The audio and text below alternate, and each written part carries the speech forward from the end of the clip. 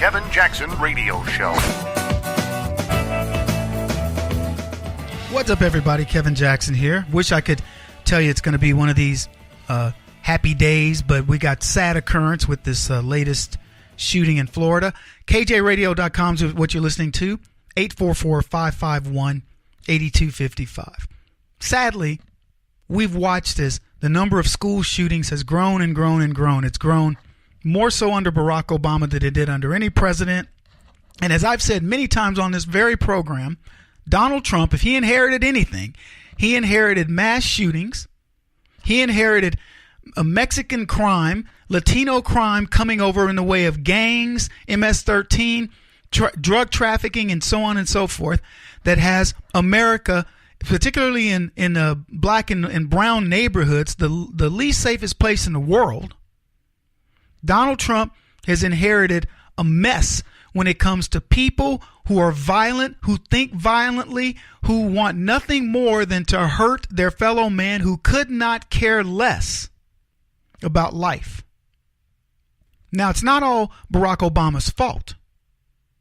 He just, gave it an injection, but it was already leading up to liberalism. You want to know where the crime is? I'll tell you where it is. In the cities. You could say, well, Kevin, it's because there's a highly concentrated. Look, don't tell me. I understand all the issues around it. I get it. Oh, you put a lot of people in a single place. You make it congested. You give them groupthink. And suddenly they look around themselves and they don't see, John the barber and Susie the hairdresser and Joe Blow the blacksmith and this guy runs the country store and the feed store and all that. They don't see the humanity of it all. They see a mass of people, a population, people that are drones. They just go along the world, moving along the world, doing whatever. And then you get all those people that develop psychosis because they don't know what to do with their lives. They're miserable. The average person living in a city who's not one of the movers and shakers is miserable. And to be honest with you, the movers and shakers are even more miserable. Hand to mouth on a different scale for the most part. Making money, spending it faster than they can make it because the cost of living is dramatically more than anywhere else. I was looking at the cost of living in San Francisco, who's, by the way, in triage. People leaving in droves, $135,000 in the state of California, and you can be below the poverty level. Now you think about that. The average, half the people in the world live on $5 a day, $1,500 a year. And the average San Francisco person, they were looking at the houses. The average home price in San Francisco was 4 times the national average. I mean, what do you do? How do you survive? These are unhappy people, and they create unhappy people. They create the haves and the have-nots. Everybody wants what everybody else has, and they end up deranged. And it's only a matter of time. They tell you, we don't like bullying, anti-bullying. Go to a public school and tell me that they are successful in anti-bullying campaigns. They are successful at nothing. They're not successful at multiculturalism, culturalization, getting kids to get along with one another. Nothing that these leftists touch is successful in any way. They aren't educating these kids. They're not teaching them how to think freely.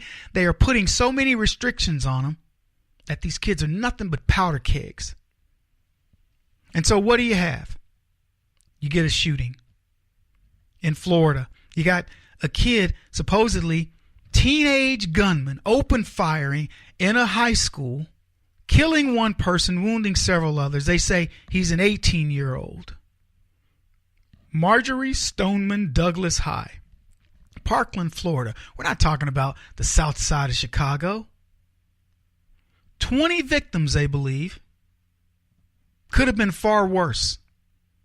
I talk about it all the time. When I was growing up, we had guns in our cars. Multiple guns, rifles. It's crazy. I think about how safe it was because we all had firearms. In the history of this little town where I grew up in, population 5,557, graduating class of, I think the total, the high school, we had a graduating class of 40. It was either 40 or 80. I honestly can't remember. But the entire time I was in that town, the entire time, never a school shooting. Never a school shooting in any town around us. None of them. Little, bunch of kids growing up together. Everybody's got a firearm. Everybody knows one another, knows what their parents do and all that. Did we fight and get into scrapes? Absolutely. Every single one of us had got into some scrape for some reason or another. And that was the way it was. And nobody pulled out a firearm and did anything. Nothing close. But today, with all these supposed things that they tell kids, oh, you're safe, you're going to be safe, and we got a safe space, and a bunch of snowflake generation, and every time you turn around, there's a shooting, and it has nothing to do with the guns. The minute this shooting was announced, it was like clockwork. Somebody pulled out the Alinsky leftist rules of what to say when a shooting occurs, and they put the list up, checklist. It was the gun's fault. They don't blame themselves, and they never have and they never will. That gun didn't wake up in the morning and go, hey, get up. Get up, little dude. Get up, white boy. Yeah, we need to go shoot up a high school. Let's go kill somebody and wound, dozen or so others just because we feel I'm having a bad day. I don't know how he got the gun. I don't even care. Legal or illegal, it was probably illegal. Or it certainly wasn't put up to the standards of how a firearm should be locked up. Whatever way he got it, he shouldn't have had it.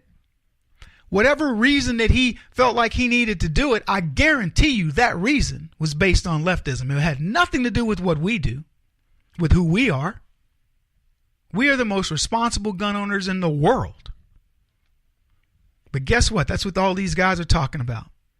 2:30 in the afternoon, you got a shooting at a high school, and leftists know exactly why it occurred. They had to bring in SWAT. Long before classes were dismissed, they get a call, an active shooter in Broward County.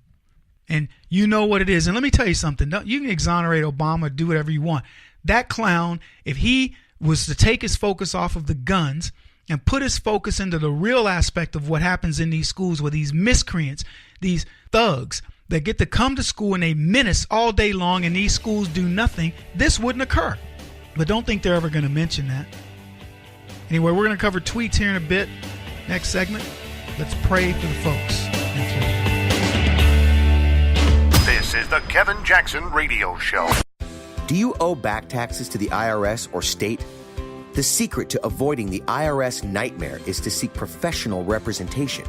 My friends at Security Tax Associates provide the most cost-effective and ethical representation in the industry while helping to avoid seizures, levies, and wage garnishments.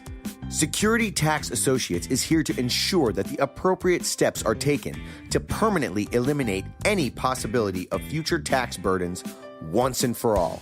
For a free, no-obligation consultation, contact Security Tax Associates, 844-779-4177. That's 844-779-4177.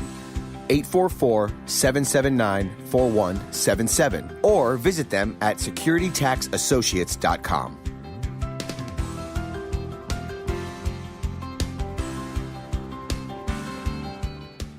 Beth Cook Moranville, author of Closer Than Your Breath, a book of hope. Hope, that wonderful, wonderful four-letter word that you may feel completely out of. I wrote this book to give you great hope. It's not too late. If fetal position is an all too familiar place for you, I understand. If the next 60 seconds are too long, this book is for you.